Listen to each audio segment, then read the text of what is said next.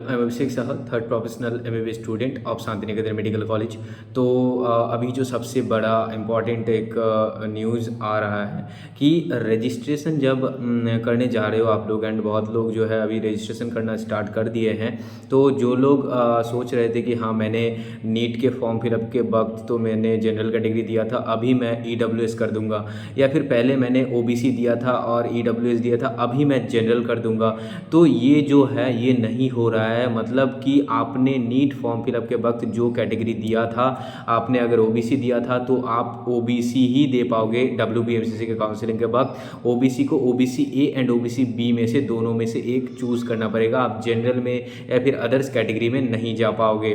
जैसे आप अगर पहले जनरल कैटेगरी दिए हुए थे तो अभी आप सिर्फ जनरल या फिर ओबीसी कैटेगरी में ही जा सकते हो, ईडब्ल्यूएस नहीं कर सकते आप। मैंने मतलब जैसे बहुत सारे बच्चे ये बोल रहे थे कि मैंने तो जनरल दिया था, मेरा ईडब्ल्यूएस नहीं बना था, तो अभी ईडब्ल्यूएस बना हुआ है, तो क्या मैं अभी ईडब्ल्यूएस दे सकता हूँ?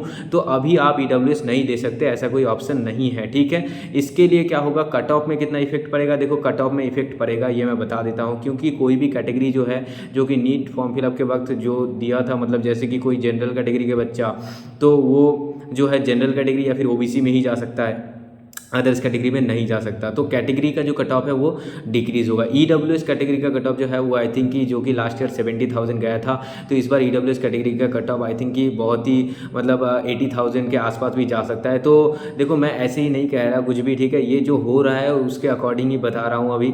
तो फर्स्ट राउंड में देखो कुछ भी नहीं होने वाला। फर्स्ट राउंड में आप जो है तो जो भी आपका कैटेगरी है उस कैटेगरी से ही आपको काउंसलिंग में पार्टिसिपेट करना पड़ेगा, और उस कैटेगरी से अब अगर आपका कॉलेज अलॉट हो जाता है तो फिर आपको कैटेगरी सर्टिफिकेट वहाँ दिखाना ही पड़ेगा। कैटेगरी सर्टिफिकेट अगर आप नहीं दिखा पाते हो, आप अगर फेल हो जाते हो, तो फिर आपको उस राउंड से निकाल दिया जाएगा, आपका एडमिशन नहीं लिया जाएगा। आपको as a UR candidate further counselling में पार्टिसिपेट करना पड़ेगा, जो कि इन्फॉर्मेशन बुलेटिन में दिया हुआ है। इन्फॉर्मेशन बुलेटिन में दिया हुआ है कि आपको जो है अगर आप अगर अपना जो सर्टिफिकेट है वो अभी नहीं दिखा पाते हो, वैलिड सर्टिफिकेट, तो आपको एज अ यूआर कैटेगरी वहाँ पर कंसिडर किया जाएगा। ठीक है, as a UR category consider किया जाएगा, ये इन्फॉर्मेशन बुलेटिन में लिखा हुआ है। तो आपको क्या करना है, आपने जो भी सर्टिफिकेट दिया था, मतलब जो कि पहले दिया हुआ था, तो वो सर्टिफिकेट आप जो है अपने पास बना के ठीक से रख लेना।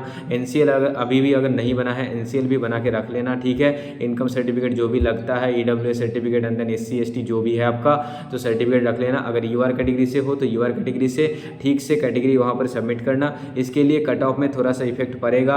एंड देखो यहाँ पर जो है ओबीसी के कैंडिडेट जो है वो भी जनरल में नहीं जा सकते। जिसने ओबीसी पहले दिया था दूसरे स्टेट से थे, उसका भी जो है अभी जो कैंडिडेचर जो है तो वो नहीं, मतलब यहाँ पर जनरल जो है आप नहीं जा पाओगे। ठीक है, तो ये जो है एक चीज़ जो है तो चेंज आया है। ठीक है, रजिस्ट्रेशन के पोर्टल में, तो अभी देखते हैं इसके लिए जो है कट ऑफ, आई थिंक कि कट ऑफ में कुछ इफेक्ट पड़ेगा ही पड़ेगा। ठीक है, क्या इफेक्ट पड़ेगा, देखो कैटेगरी का जो कट ऑफ है ईडब्ल्यूएस का तो नीचे आएगा ही। देखो सिंपली यहाँ पर जो है समझ आ रहा है।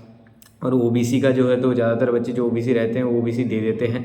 सिर्फ ईडब्ल्यूएस का ही जो है तो बच्चे पहले जनरल देते हैं, उसके बाद जो है सोचते हैं अगर मेरा बाद में ईडब्ल्यूएस बन जाएगा, ईडब्ल्यूएस बना लूँगा। और बहुत सारे कैंडिडेट्स ईडब्ल्यूएस बनाए हुए हैं, बैठे हुए हैं बना के कि हाँ जब रजिस्ट्रेशन होगा उसके बाद मैं ईडब्ल्यूएस दूंगा। तो अगर ये अभी नहीं हो रहा है, जनरल से ईडब्ल्यूएस नहीं हो रहा है, तो मैं ईडब्ल्यूएस कैटेगरी का बोल रहा हूँ ना, कट ऑफ बहुत ही लो जाएगा। इसीलिए मैं बता रहा हूँ ईडब्ल्यूएस का अगर आपका मार्क्स बहुत ही कम भी है ना, आप पार्टिसिपेट जरूर करना ईडब्ल्यूएस कैटेगरी से। ऐसे नहीं कि किसी का भी बात सुन लो और पार्टिसिपेट ना करो, ऐसा मत करना, आप पार्टिसिपेट जरूर करो।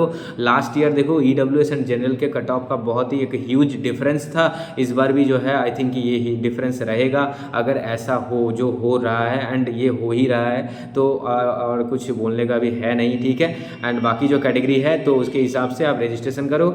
जो कैटेगरी आपको मिल रहा है अभी कुछ करने का है नहीं, जो भी कैटेगरी आपका हो रहा है उस कैटेगरी से दो।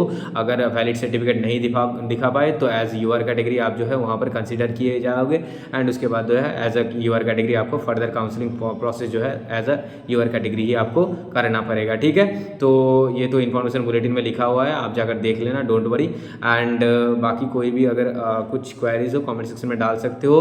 काउंसलिंग सर्विस लेना चाहते हो, कमेंट सेक्शन में व्हाट्सएप नंबर डाल दूंगा, उसके थ्रू मेरे से कॉन्टैक्ट कर सकते हो, काउंसलिंग सर्विस ले सकते हो। तो वहाँ से जो है मैं आपको गाइड कर दूंगा। ईडब्ल्यूएस के लिए सेमी गवर्नमेंट कॉलेज का भी कट ऑफ बहुत ही लो जाएगा, अगर गवर्नमेंट कॉलेज का लो जाता है, जो कि last year semi government college 2,75,000 के आसपास भी मिल गया था। तो इस बार भी जरूर पार्टिसिपेट करना, आई थिंक कि मिल जाएगा, क्योंकि देखो जनरल वाले ईडब्ल्यूएस में नहीं जा पा रहे हैं, तो ये आपके लिए बहुत बड़ा अपॉर्चुनिटी है फॉर ईडब्ल्यूएस स्टूडेंट मेनली, ठीक है। बाकी जो कैटेगरी है तो वो तो कैटेगरी थे ही और रहेंगे ही, तो उसके लिए मैं ज़्यादा नहीं बोल रहा हूँ यहाँ पर। तो इसके लिए कट ऑफ में कितना इफेक्ट पड़ेगा ये अभी तो पता नहीं चलेगा, स्टेट मेरिट लिस्ट आने दो, वहाँ से पता चल जाएगा कि हाँ कट ऑफ में कितना ज़्यादा इफेक्ट पड़ेगा, लेकिन कट ऑफ में इफेक्ट पड़ सकता है थोड़ा ना थोड़ा, कुछ ना कुछ तो होगा, ठीक है। बाकी जो भी होगा रजिस्ट्रेशन करो एंड अदर्स प्रोसेस जो मैंने पिछले वीडियो में डाल दिया है यूज़र मैनुअल, वो देखना, उससे अच्छे से समझ के सब कुछ कर लेना। कुछ भी दिक्कत आए तो बताना कमेंट सेक्शन में, और डिस्क्रिप्शन बॉक्स में Telegram channel link, Instagram link दे दूंगा, उसके थ्रू कांटेक्ट कर सकते हो, ठीक। बाकी मिलते हैं, बाय।